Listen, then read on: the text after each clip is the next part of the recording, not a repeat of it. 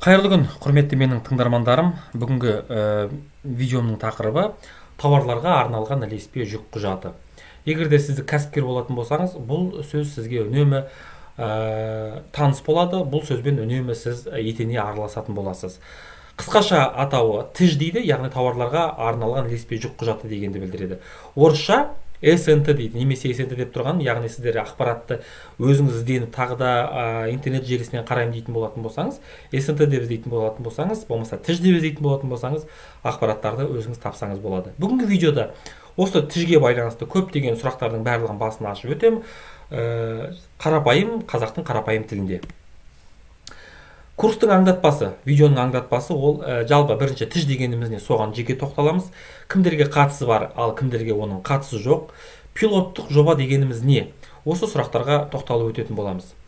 TIJ бұл тауарларға ілеспе жүк құжаты дегенді білдіреді. Оның ішінде салық төлеушіге тауарлардың тиелгенін растайтын құжат. Бұл жерде растайтын деген сөзге өте қатты мән беріңіз, өйткені яғни бұл деген сөз электронды түрде, яғни мына TIJ рәсімделгеннен кейін тауардың тиеліп бергендігін, жеткізіп берілгендігін электронды түрде расталып отырады деген сөз. Растауға байланысты біз болашақта тағы да алдыдағы уақытта айтатын боламыз, бірақ растайды деген сөзді жүрегіңізге, санаңызға өте қатты сіңіріп алыңыз. Жалпы TIJ-дің мақсаты неде? Неге біз тыныш жүре бермедік? TIJ не керек деген сұрақ туындайтын болса, бірінші мақсаты экономиканы көлеңкеден шығару, сол арқылы бюджетке түсетін түсімді көбейту. Яғни мемлекеттің істеп отырған кезекті қадамы. Бұғанға дейін электронды счет фактура болды, жаңа онлайн кассовый аппарат, таңбалау. Келесі қадамы осы міне TIJ. Бұл бағыт ары қарай дами береді деген сөз. Тағы бір қосымша тағы бір мақсаты ол елімізге әкелінетін және елімізден әкетілетін тауарларды қадағалау, тауар айналымын көріп отыру. Заң, қандай заңға бағынамыз дейтін болатын болсақ, негізгі алғы шарты болып бұл TIJ-дің пайда болуының ол Қазақстан Республикасы Қаржы министрінің 2019 жылдың 26 желтоқсандағы нөмірі 14-24 бұйрығы. Яғни барлығы осы бұйрықтан басталды деген сөз. Сондықтан 14-24 деген бұйрықты өзіңіз тауып, қарап, танысып шыққандарыңыз абзал. Бірақ әрине мен қазір бұл видеода оның барлығын түгел түсіндіріп айтам. Сонда да өзіңіз кейбір адамдар өзі оқыған кезде молырақ түсінетін адамдар болады. Бүгінгі видеода пайдаланылатын ұғымдар. Акцизделетін тауарлар дегеніміз ол этил спирті, алкоголь өнімі, бензин, дизель отыны, темекі бұйымдары. Бөлшек сауда деп айтсам, ол кәсіпкердің сатып алушыға кәсіпкерлік мақсатпен байланысты емес, жеке, отбасылық, үйде немесе өзгеде пайдалануға арналған тауарды сатуы. TIJ-ді ресімдеу дейтін болса, ол қағидаларда белгіленген талаптарға сәйкес нысандарды толтыру және электрондық цифрлық қолтаңба көмегімен, болмаса қағаз түрінде TIJ ресімделген жағдайда уәкілетті жеке тұлғаның қол қоюы және мөр басуы екен TIJ-ді ресімдеу дегеніміз. Жеңіл автокөлік десем, ол жүргізушіні қоса алғанда сыйымдылығы 9 адамға дейін рұқсат етілген ең жоғарғы жүк көтеруі 3,5 тоннадан аспайтын жолаушылар мен багаждарды тасымалдауға арналған көлік құралы екен. Виртуалды қойма деп айтсам, ол тауарлардың өткізілуін автоматты режимде бақылауға арналған электронды шот фактура ақпараттық жүйесінің модулі. Бірден айта кетейін, TIJ бен виртуалды қойма бұл екеуі қатар ұғым. Яғни виртуалды қоймасы жаңағы тауарға ілеспе жүк құжаты ресімделмейді. Яғни бәрінің негізгі алғы шарты бұл виртуалды қойма. Барлығы сол виртуалды қоймадан басталады. Және Қазақстан Республикасы Қаржы министрінің 2020 жылғы 16 қарашадағы нөмірі 1104 бұйрығын қарап шығыңыздар дедім. Яғни мен бұл жерде түсінік ұғымдардың біршамасын келтірдім, бірақ ол жерде тағы да басқа да ұғымдар бар.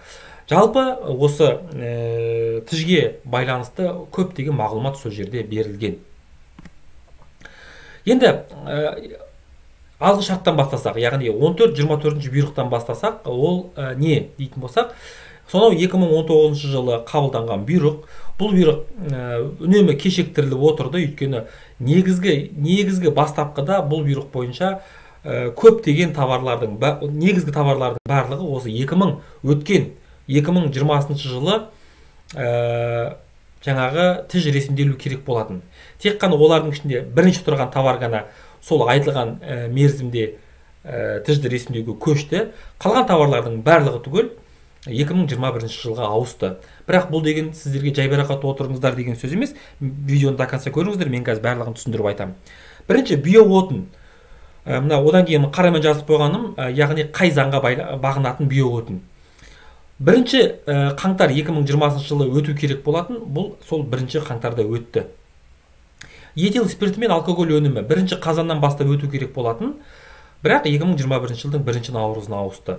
Мұнай өнімдерінің жекелеген түрлері бірінші қазанда өту керек болатын, 2021 жылдың бірінші қазанына ауысты. Темекі өнімдері бірінші қазан 2020 жылы өту керек болатын, бірақ 2021 жылдың бірінші наурызына қарай ауысты. Мына категорияға баса назар аударыңыздар. Еуразиялық экономикалық одаққа мүше мемлекеттер аумағынан Қазақстан Республикасының аумағына әкелінетін товарлар, яғни өндірілуі сол мемлекеттерден сатып алынатын товарлардың қозғалысы бойынша тж 2020 жылдың бірінші қазаннан бастап ресімделу керек болатын. Бірақ үнемі кешіктіріліп 2021 жылдың бірінші наурызына қарай ауысты. Және керісінше Қазақстан Республикасының аумағынан Еуразиялық экономикалық одаққа мүше мемлекеттер аумағына әкетілетін товарлар 2020 жылдың бірінші қазаннан басталу керек болатын, бірақ 2021 жылдың бірінші наурызына шегерілді. Келесі категория Еуразиялық экономикалық одаққа жаңағы мүше мемлекеттердің 2015 жылғы 14 қазандағы нөмірі 59 шешімі бойынша тізбеге кіретін товарлар. Яғни бұл товарлардың тізімі өте үлкен, 3877 түрлі товар. Мен бұл товарларды айтқан кезде бұдан ары қарай 59 тізбе деп айтамын. Яғни осы категорияға кіретін бүкіл товарларды 59 тізбедегі кіретін товарлар деп айтамын. Сол товарлар бірінші 2021 жылдың бірінші қаңтарынан бастап ресімделу керек болатын тж, бірақ бұл товарларды тағы да шегеріп 2021-дің бірінші шілдесіне қарай ауыстырып қойдық. Халықаралық шарттарға және Қазақстан Республикасының заңнамасына сәйкес таңбалануға жататын товарлар бірінші қаңтардан басталу керек болатын, бірақ бірінші шілдеге қарай ауыстырды. Және тағы да бір келесі тізбе ол Қазақстан Республикасы премьер-министрінің бірінші орынбасары, Қазақстан Республикасы қаржы министрінің 2019 жылдың 23 сәуірдегі нөмірі 384 бұйрығына кіретін товарлар. Яғни осы бұйрық бар, осы бұйрыққа кіретін товарлар тізбегі бар. Осы товарлар тізбегі 2020 жылдың бірінші қазаннан бастап тж ресімдеу керек болатын. Бірақ бұл товарларға тағы да шегеріп 2021 жылдың бірінші мамырына қарай ауысты. Қайталап айтамын, бізде әлі уақыт бар екен ғой деп жайбарақат отырмаңыздар. Мен қазір сіздерге тағы ары қарай түсіндіретін боламын. Бірінші мына тізбелерге байланысты анықтама бере кетейін. 59 тізбе деп отырғаным бағана айттым ғой. Бұл 59 шешім бар. Еуразиялық экономикалық комиссияның, одақтарға кіретін мемлекеттердің комиссиясының 2015 жылдың 14 қазанда қабылданған шешімі. Бұл шешімге байланысты Қазақстан Республикасы дүниежүзілік сауда ұйымына мүше болып кіруіне байланысты өзінде біршама міндеттемелер алады. Ол міндеттемелердің ішінде кейбір товарларға, яғни олардан біздің мемлекетке кіретін товарларға пошлинаны, яғни баждың ставкасын төмендетті. Ал нақты сол товарларға байланысты жаңағы экономикалық Евразиялық одаққа кіретін мемлекеттерде ставка жоғары еді. Яғни бұл жерде әділетсіздік орны алып бара жатқандықтан ол товарлардың тізбегі жасалынды. Яғни бұл қандай товарлар деп.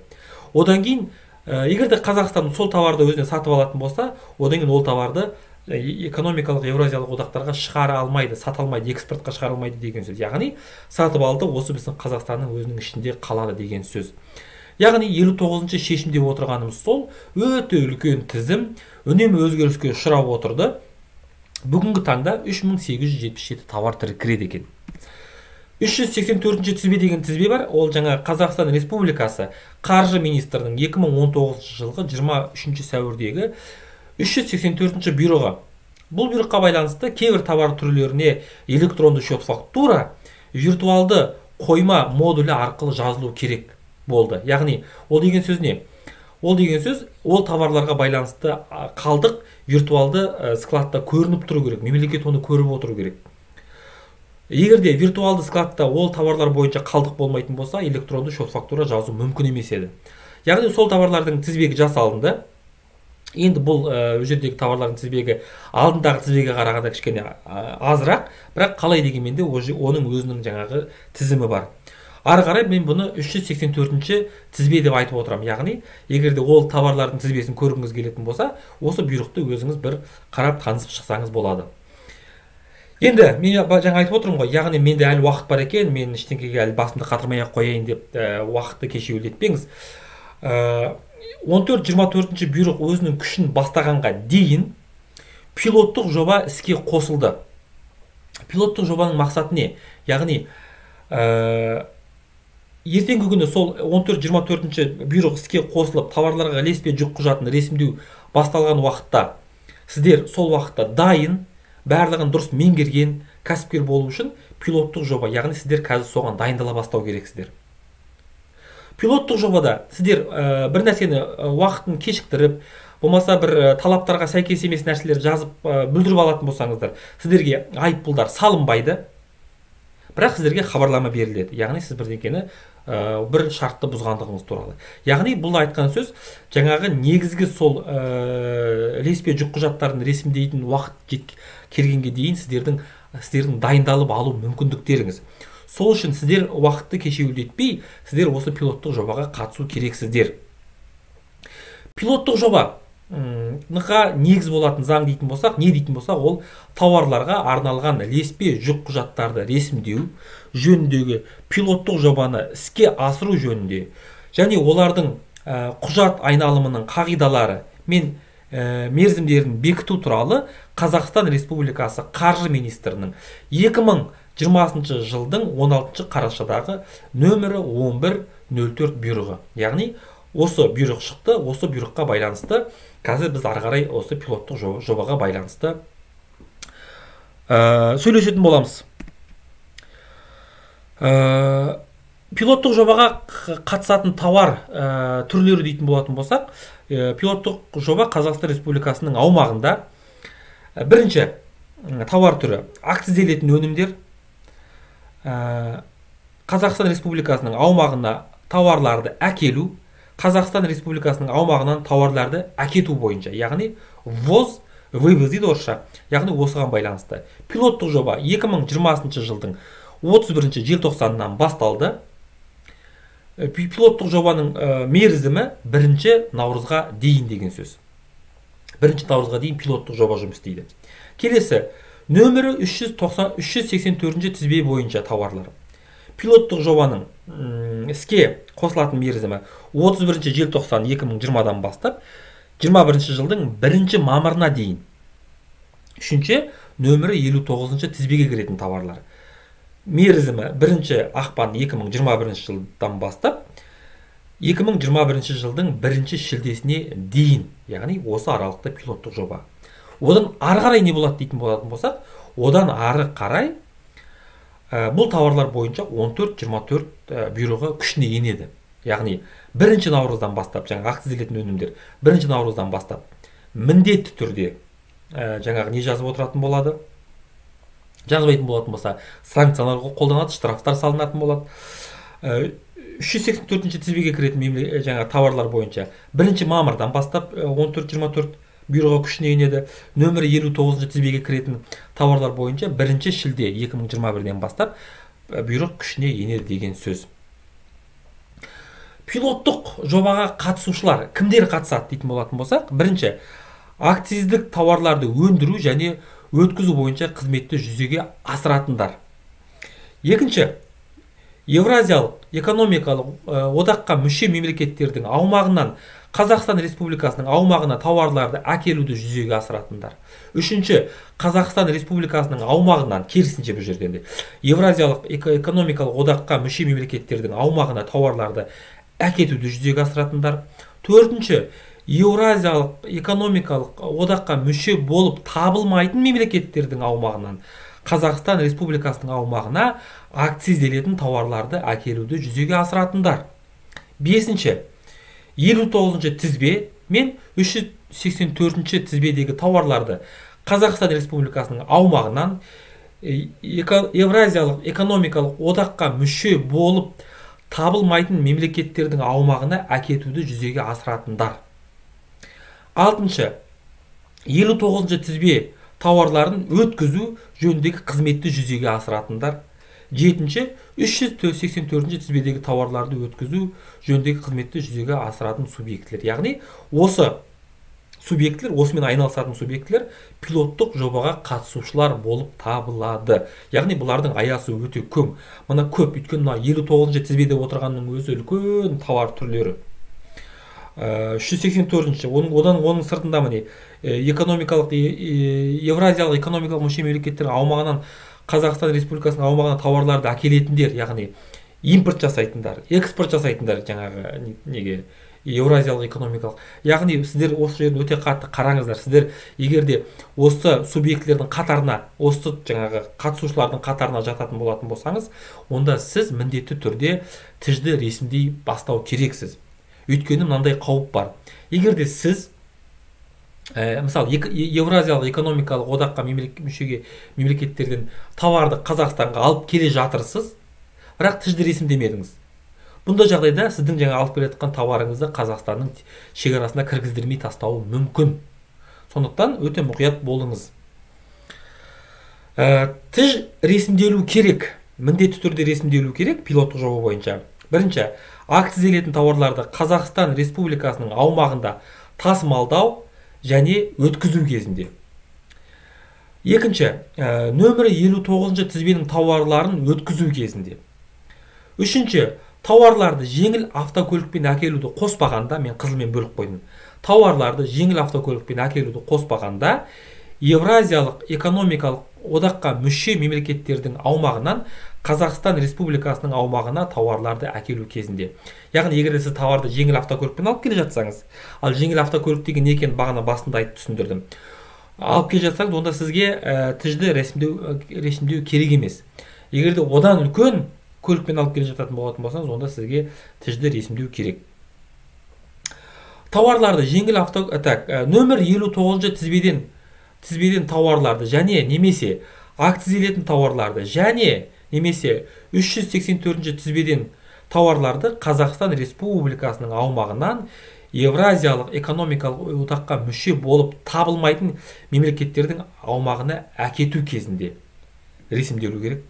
Қазақстан Республикасының аумағына тауарларды жеңіл автокөлікпен Қазақстан Республикасының аумағынан тауарларды жеңіл автокөлікпен әкетуді қоспағанда, Қазақстан Республикасының аумағынан Евразиялық экономикалық одаққа мүше мемлекеттердің аумағына тауарларды әкету кезінде.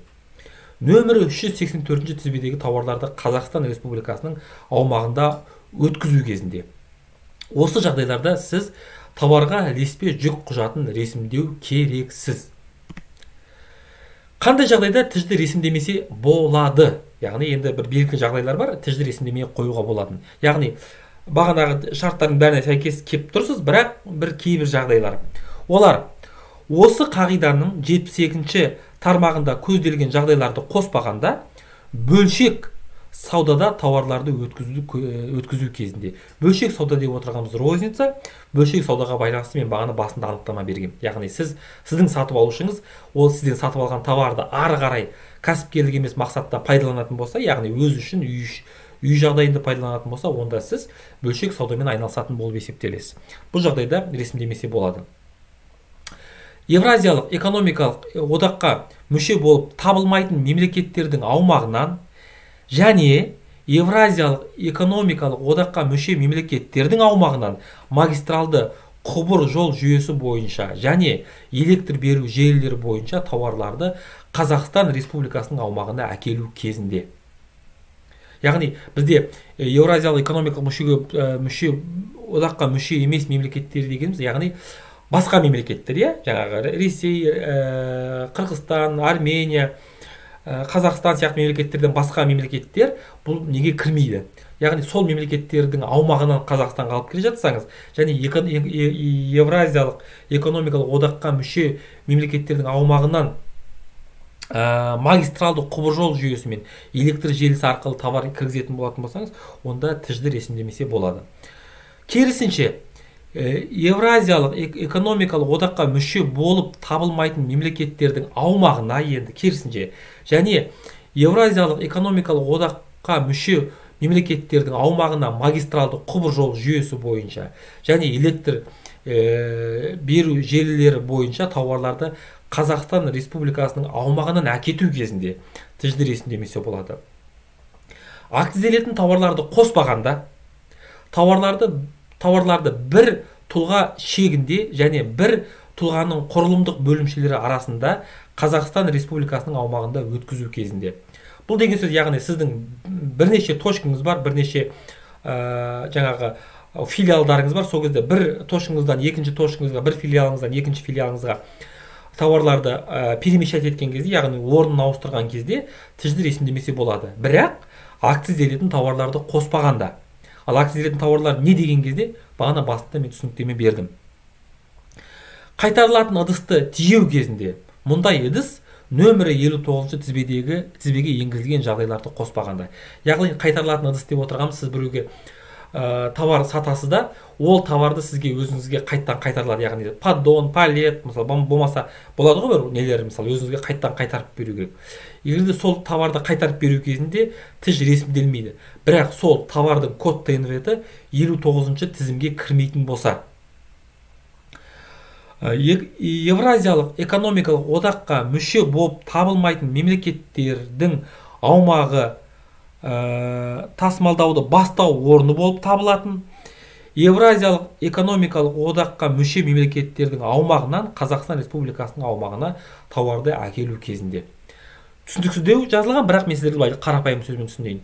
Яғни сізге товар жөнелтілді басқа бір мемлекеттерден, мысалы айталық, Германиядан, болмаса басқа бір Европаның мемлекетінен.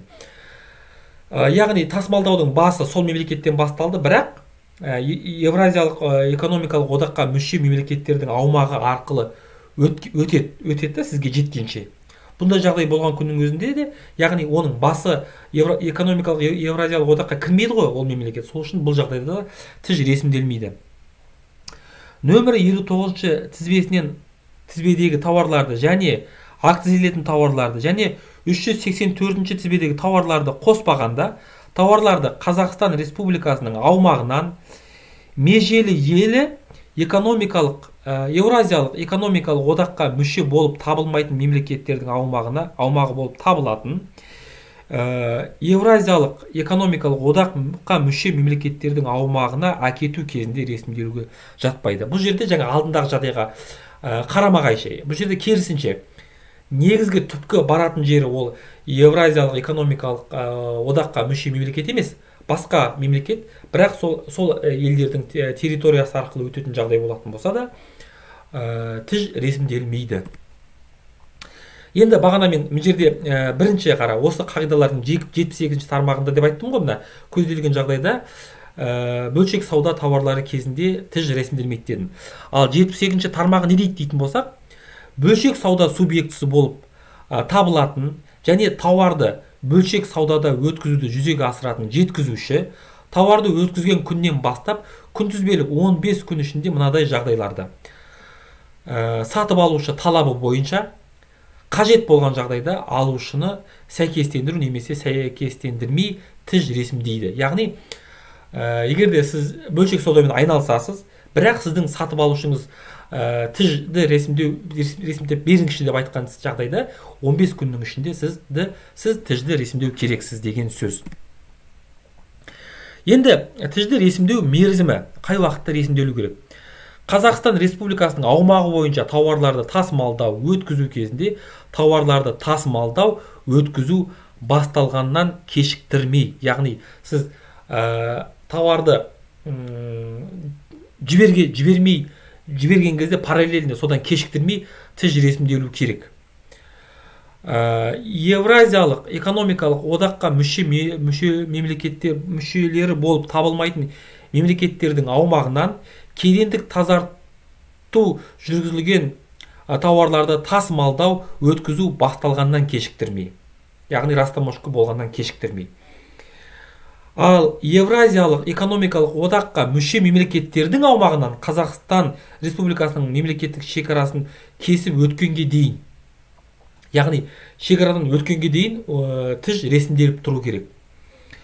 Тауарларды Қазақстан Республикасының аумағынан Евразиялық экономикалық одаққа мүше болып табылмайтын мемлекеттердің және Евразиялық экономикалық одаққа мүше мемлекеттердің аумағына әкету кезінде тауарларды тасымалдау өткізу басталғаннан кешіктірмей, құрамында алтыны бар өнімді құбыржол өткізу кезінде ай сайын өткізу айынан кейінгі айдың 15-ші күннен кешіктірмей ресімделеді. Байқап қарасаңыздар, тіжді ресімдеу уақыты өте шұғыл, яғни товарды бермей тұрып, шекараны кесіп өтпей тұрып деген сияқты жерлер бар. Яғни неге дейтін болатын болсақ, сізді тіжді ресімдеп сізден жаңа товар сатып алған адам, тұлға, енді кәсіпкер, оны ары қарай сатып алу үшін ол бірінші жаңағы тіжді өзі сатып алғандығын растау керек.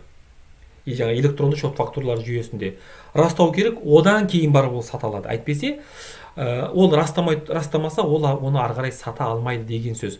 Сол үшін бұл жерде нелері жаңағы сроктары өте өте жылдам, өте тез. Мысалы, электронды шот фактурада 15 күн бар болатын болса, бұл жерде тура сол күні ғой, сол күн жасалынып отыру керек. Тіжді растау мерзімі. Енді сіз біреуге тіжді жаңағы жазып бердіңіз, ал енді екінші тарап оны растау керек. Тіж алушы жаңағы тіжіні электронды шот фактуралар ақпараттық жүйесінде тіркелген күннен кейін 20 жұмыс күні ішінде растайды, немесе бас тартады. Екеуінің біреуі. Не растамай, не бас тартпай қоюға болмайды, екеуінің біреуін істеу керек.